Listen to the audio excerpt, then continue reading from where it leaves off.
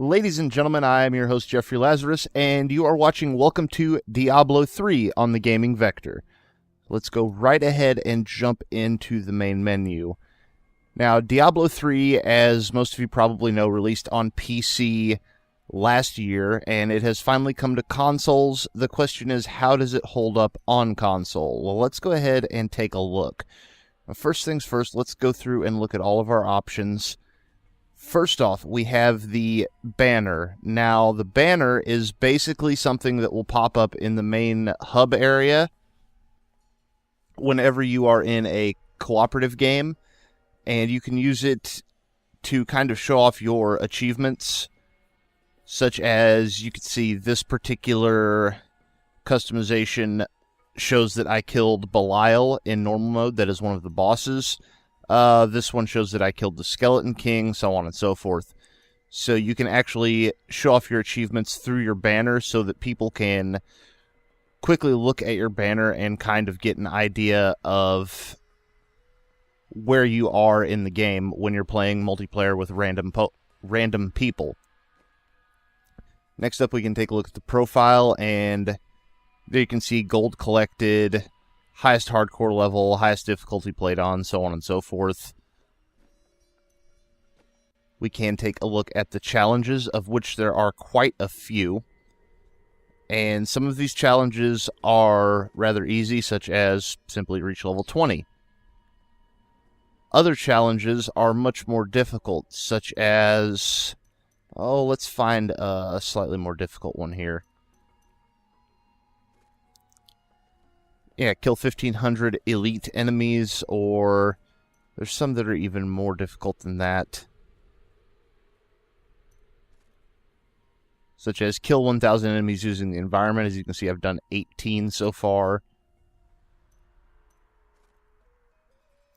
Defeat the different bosses without any items equipped on Hell mode or higher. It's rather interesting.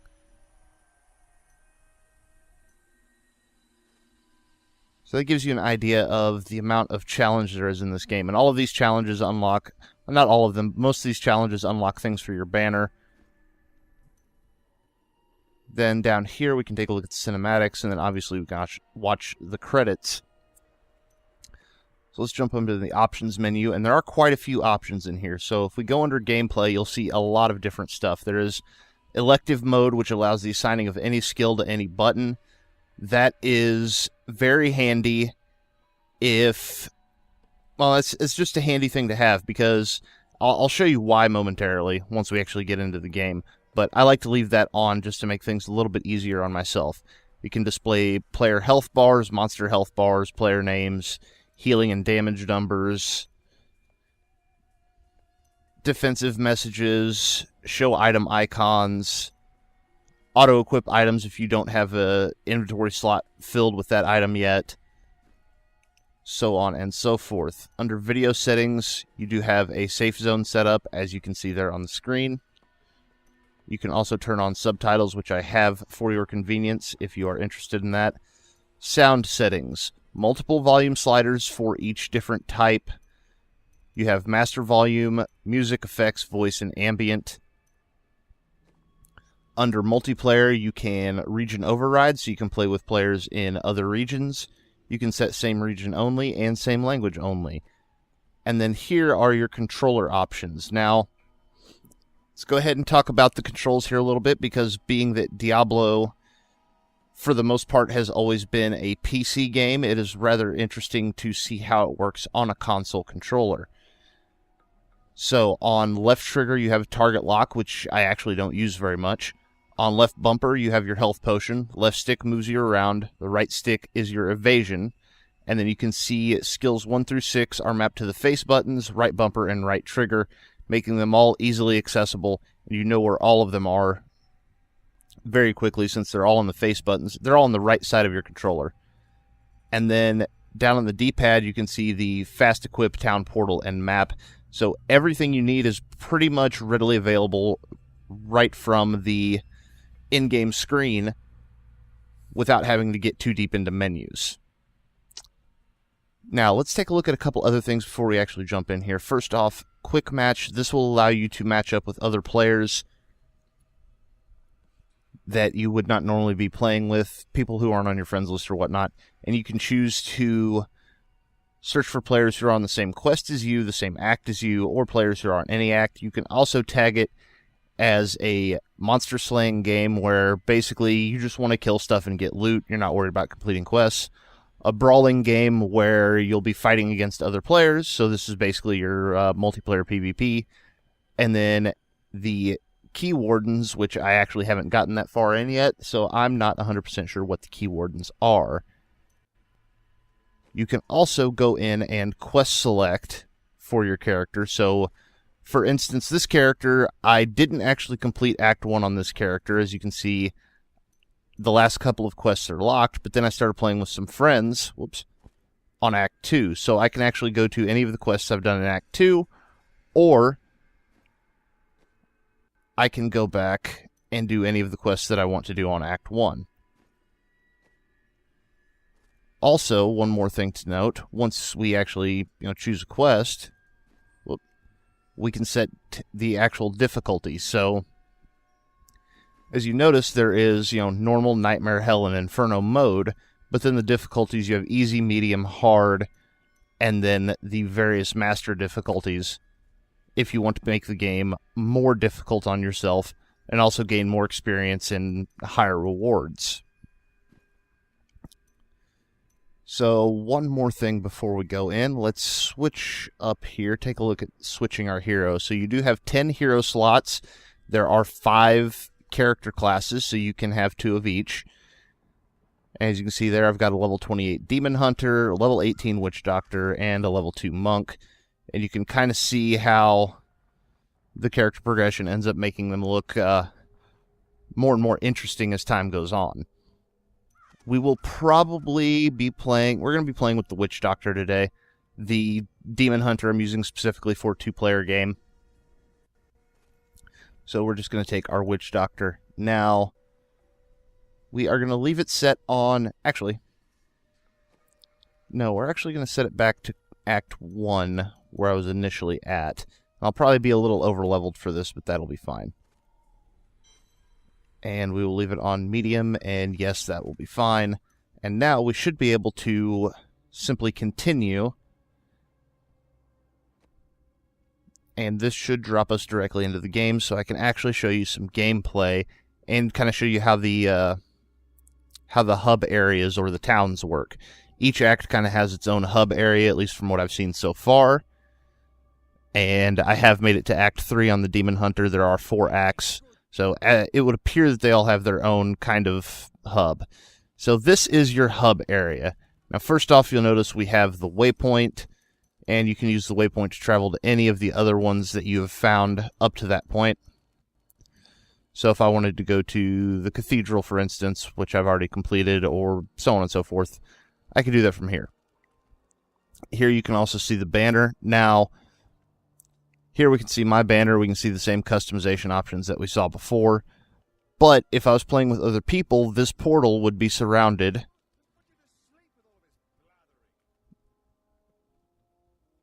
Oh, you can hear one of the NPCs talking there in the background. This portal would be surrounded by other players' banners, and you can actually use the banner to kind of warp yourself to the other players, since you're not tied to being in the same area unless you are playing on the same console. So while we are here, let's go and take a look at the options for the blacksmithing. So you will acquire a blacksmith at some point, and probably the first thing to look at is the training system. So for a set amount of gold, you can train the blacksmith up in order to make different items. And over here in the armor and weapons tabs, you can see the different items. You can also see this is all done on a radial menu, works great on the controller. So you can train him up by using gold. Once you reach the point that I'm at right here, which is where you would be making gear for a level 30 character, you actually need required materials that you cannot get on your normal difficulty playthrough. You need to get to the next kind of tier of difficulty and start playing through again. So the game does require multiple playthroughs if you really want to max out your character and get all the best stuff. But if we go in here and look, we can see how some of these items work. So For instance, on the right there, you can see my equipped item. On the left-hand side, you can see the items that he can make. So if I were to, say, select this, you can see the required materials down at the bottom. And then if I compare, you can see the actual statistics. So the rare dagger I would be making is 27 damage, 1.5 attacks per second, and then 4 other random magical properties. You don't know what these 4 random magic properties are going to be when you make the item. So be aware that you could make an item that would not fit your character. However, it does benefit you to hold on to them in case you want to send them to a different character, or if you want to give them to your friend who is playing a character with a different kind of statistical set. The same can be said for armor. These all function in pretty much the exact same way. So, for instance, I could make plate leggings or hide pants. I could make gauntlets or gloves. They're all done in the exact same way. You can also take magical items and salvage them here to gain the materials needed in order to actually craft these items. So as you pick up stuff that you don't want, you'll bring it here, you'll salvage it, and then you can turn it into actual usable gear for your character, hopefully. And here you can also repair your items. As you can see, all my stuff's already repaired because I do so religiously in games like this. Now, the next thing we want to look at is... where is he at? I don't actually remember. Oh, actually, I don't think he's here in this act. So, there is also a jewel crafter, although I don't believe he is here with us. Well, let's go ahead and take a look at the stash box. So, as you can see here, this is our stash box. You can see I've got a few items located in the stash. If you look down at the bottom, you can see 10,000 gold cost to actually upgrade your stash. And that will give you 20 more slots every time you upgrade it, and the cost will also go up. Also down here, we can see things such as health potions and some of the other items that I have stashed away. And these items are actually rather interesting. We'll get to them in a moment. But we can also look and see, for instance, these shoulder guards. I can compare them. Well, I can't compare them against what I'm wearing, but I can take a look at them. Required level 20, and then you can see the various stats on them as you would with your normal gear. Also, there's our quest giver, but we're not going to be talking to her to avoid any spoilers. And then here we can see the merchant. These menus, once again, all radial menus, all function the same as you would expect. You can also sell your gear, and you can repair and buy back from this gentleman as well. And I'm a little disappointed that I kind of forgot the jeweler isn't here, but that's okay. Now, if we come down here, we'll see that there's an NPC down here named the Scoundrel. You may have also noticed the gentleman following us around. That is the Templar. So there are 3, at least that I've seen so far, 3 NPCs that you can get that will join up with your group. And if you don't have other players with you, you can take the NPC with you to give you perhaps a little more damage, or, basically give the enemies another target to go after. But they're not completely useless. So if we pop into our menu here, we can actually go over to our follower, and you can see, number 1, you can actually equip items to them, weapons, shields, and whatnot. But you can also, as they level up, give them abilities. So at level 10, you get a choice of 2 abilities for the Templar, one of which is heal. At level 10, level 5, level 10, level 15, and then level 20. So as he levels up, he'll actually gain abilities, and then we can give him a few items. Now, if you remember the items I showed you in the chest that I said were rather interesting, those are particular trinkets that are specifically for these NPCs. And they will give them statistical bonuses, such as, let's take a look at one, such as that one will give him boosted dexterity, life per hit, chance to block, and experience per kill, allowing him to level up faster. Whoops. Or, for instance, if I can get it to work, that one gives him life after each kill and experience per kill, so on and so forth. It all works pretty much the same way it does on your regular character, except it's on an NPC, which is rather interesting. Now, unfortunately, since I decided to go back to Act 1, I cannot actually show you the jewel crafting. What I can give you is just a brief rundown. Whoops. If it will work for me. So you see here there are gems. Gems can be inserted into items with sockets, giving them unique abilities. This, for instance, is an item with a socket. There you can see sockets 1, and it is unfilled. So what the gems do is each one has its own special properties, depending on what type of item you put it into. Some of them will give you bonuses to, dexterity, intelligence, so on and so forth. Some give bonuses to health, magic item find, whatever you may be looking for. And I'm just going to wander... Oh, wait, no. Here is the jewel crafter. Aha! Alright, so now we can actually take a look at that. I thought he was around here somewhere. So there you can see the different effects for rubies, topaz, emerald, and amethyst. And as you can see, you need materials to make better tiers of gems.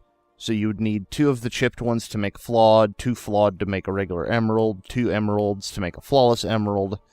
You can also socket the items from here. You can also socket them from your jewel menu. You can remove items from gems. And you can also, much like the blacksmith, and actually in exactly the same way, train him to make better tiers of gems. So definitely useful. Once again, once you get to this point, you will not be able to do so until a second playthrough. So that is something to bear in mind. But it is beneficial to level them up as quickly as possible, the jewel crafter and the blacksmith, simply because these are leveled up for your account, not for your character, which means that if I jump onto another character, then these crafters will have the same abilities that they do on this character. So, now that we've talked enough about that, let's go try and get into some combat, I suppose. And I could show you not necessarily how the combat works, but I can show you some abilities. So we're going to head out into the Weeping Hollow here. Oh, actually, before we do that, let's take a little bit closer look at our menu. So once again, this is where you'll equip all of your items. Here in the skills menu, you can see that we have, once again, a radial wheel. Now, down here at the bottom, you have 3 passive skills. So these will unlock over time. So, for instance, passive 1, I have Spiritual Attunement, but I could swap that out for Jungle Fortitude or Circle of Life. These all have different effects. And you'll continue gaining them all the way up to level 55. The other things you can look at are your, right now 5, but there is a 6th ability set that you will unlock at level 19. These, once again, unlock over time. Now, what I was talking about earlier with being able to set any skill to any button, I believe normally, primary skill would be set to A. But with that turned on, I could set any skill to A, which means what I could actually do is use multiple skills from primary or multiple skills from secondary. The other thing to look at is if you look down at the bottom here, we have different runes that we will unlock that will allow us to do different things with the skill. So for instance, these corpse spiders, normally it just throws a jar of spiders, which I'll show you momentarily. But then you can change them to jumping spiders, or summon a spider queen, or widowmakers that regenerate your mana each time they attack, or paralyzing spiders, or fire spiders, and these will continue to unlock and level up over time. So now let's take a look at the combat. So we've got our movement, we've got our dodge roll there, and then just using our right bumper, well, I don't have an ability on right bumper right now, but using our face buttons and our trigger and our bumper to unlock different skills. And I'm also very sorry for the pop-ups at the bottom of the screen. Apparently I forgot to go into busy mode. That is unfortunate. So, Diablo 3 on console, how is it? Well, if you played it on PC, which I didn't, then I would assume you've probably already played it as much as you're going to. And there's really no reason for you to pick up the console version anyway, because you've, already played the game. However, if you are like me and you didn't play it on PC, how does it hold up? Well, it is a pretty damn good dungeon crawler for a few reasons. Number one, it is Diablo. It is made by Blizzard. They generally make really good games. Some people would argue their cinematics are actually better than their games, but that's a argument for another time. They generally make pretty good games. They've made a really good console port here because the controls just work. Like, typically, with a dungeon crawler like this, I would expect on console that the controls would be absolute garbage, and they're really not. And also, we have a shrine up here. So that'll actually give us a short time blessing that will reduce the damage we take. Like I say, typically Blizzard releases good games. They've actually made a really good console port here because the controls are fairly intuitive and the game works like you would expect it to. Having all of your skills and abilities on the right side of the controller just makes things easier because then it's just more intuitive. It really is. And I'm really glad that they set it up the way that they did. Let's go ahead and throw the spider in there, yes. Sorry if you're arachnophobic out there, but this is how witch doctors roll, man. So, on the console port side of things, good. Is the game itself good? Yeah, it is. It's nothing really special as far as dungeon crawlers go, in my opinion. Like, it's still randomly generated terrain. It's still the same kind of combat style with this, isometric view. There's nothing really all that special that makes it like, oh, this is a must-play dungeon crawler or something like that. But it is good at what it does. Also, let's go kill this guy. There we are. It may look like I'm using the same abilities quite a bit, and I probably am, because, well, that is one of the unfortunate things about making a console port of a dungeon crawler is, realistically, you can only have, realistically, you could only have 6 abilities equipped at a time, and what that means, unfortunately, is that, wow, that did a lot of damage. So what that means, unfortunately, is sometimes you end up with a lack of variety among your equipped abilities. Although that doesn't seem to be too much of a problem here. It just becomes a bit unfortunate when, like, I walk into a boss fight with a character and it's like, oh, well, that, like, sentry turret kind of ability would be really helpful here, but I don't have it equipped, and, going into my menu is not going to help me, because it would be rather difficult to try and swap out an ability in the middle of kind of a battle. But yes, all in all, they've made... Oh, wow. Lots of little nasties popping out of there. All in all, they've made a really good console port, and I think the lack of abilities is something that it suffered from on PC as well, if I remember correctly, just because...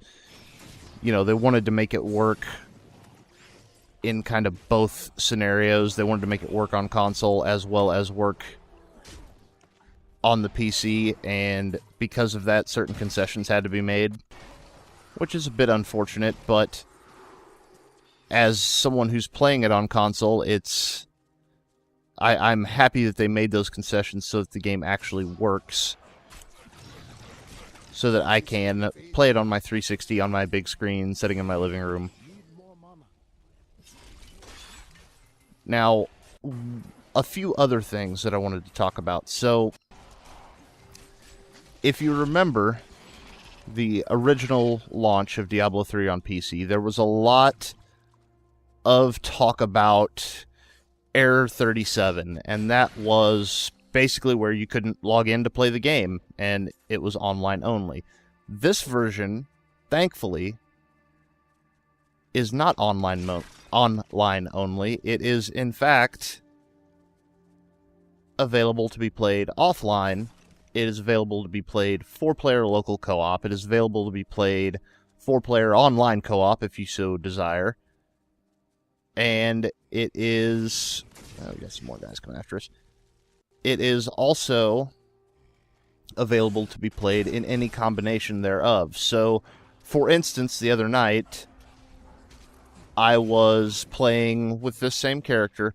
I was playing online co-op and couch co-op. I had my roommate here. He was playing his character. We were playing couch co-op, and we're tied to the same screen. Then we had our friend who is, 4 states away, and he was playing his character. He had his own screen. He had his own loot drops. And he was able to play with us with no problems at all. And if he needed to go back to town for something, he could warp back to town, and it didn't tie the rest of us to him, and vice versa. If we needed to go back, it wasn't an issue. So that is one thing that I'm really glad that they managed to get into this version of the game. Was, I can play couch co-op and online co-op, and I can do them at the same time with, multiple groups of people, and it's not an issue. And that is great for if you have a group of friends that are into the game, but you also have, say, a roommate, or you've got a family and you want to play with a family member, so on and so forth. We are brothers. It is a stronger bond than mere friendship. So it looks like we've almost cleared this area, and I've almost run out of things to talk about Diablo 3. But kind of the final verdict for the console version of the game. Wow. I'm a little OP for this area, I feel, but that's alright. Makes showing off the gameplay rather easy. What the bloody hell? Alright, there we are. But yeah, kind of final thoughts about Diablo 3 on console. It is a good console port of a good game that, on PC was marred by the whole always online thing and so on and so forth. And luckily, they got rid of all of that for the console version. The other thing they got rid of was the auction houses. Since there's no always online, you also can't have the auction house. And that's actually okay, because for a game like Diablo, where the majority of the fun, at least for myself, is running around and picking up loot and seeing what kind of cool new gear I can get. Yeah, I pretty much cleared the area. But in a game like Diablo, where it's all about picking up loot, and I really, for me, a lot of the fun is seeing what every new item drop is, and seeing, if it's going to be better than the thing I already have, or if it's going to be one of those deals where I have to make a choice between an item that is, better in one stat but worse than another, so on and so forth. I really enjoy that stuff. That's why I play dungeon crawlers like this, like Torchlight, so on and so forth. I just one-shot that guy. There we go. And because of that, I am more than happy that the auction house does not exist in this iteration of the game. Oh, there we've actually got an elite. It wasn't very elite. Yeah, I'm definitely OP. That's alright. At least for this area. Oh, I completely forgot about my zombie dogs. I haven't had them up the entire time. Now I feel like a dingus. But yeah, good console port of a... good console port, good game overall, at least in my experience. I know people on the PC and longtime fans may have had issues with the title. I have not been a long-time Diablo fan. I'm not deep into the lore or anything like that. I just enjoy playing a good dungeon crawler. And if I can play it on my console, on the couch, cooperatively with my friends who have the same console and don't have, beastly computers or whatnot, that is all the better. So, in the end, is Diablo 3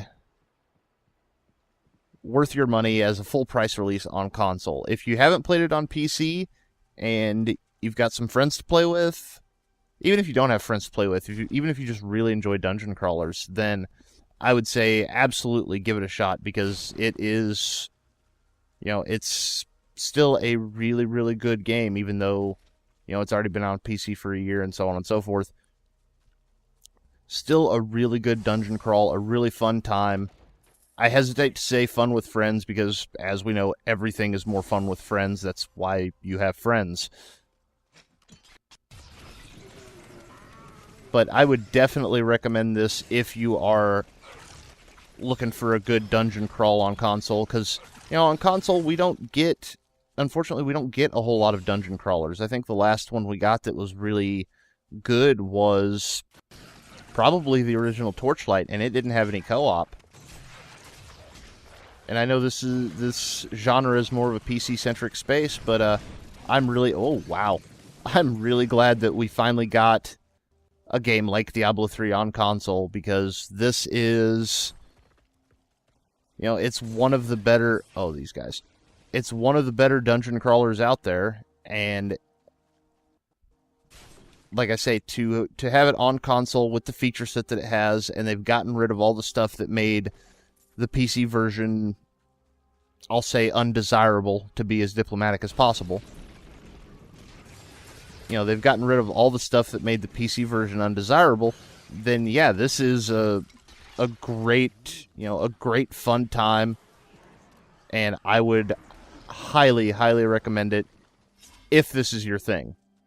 If it's not your thing, then there's absolutely nothing here that's going to change your mind about it.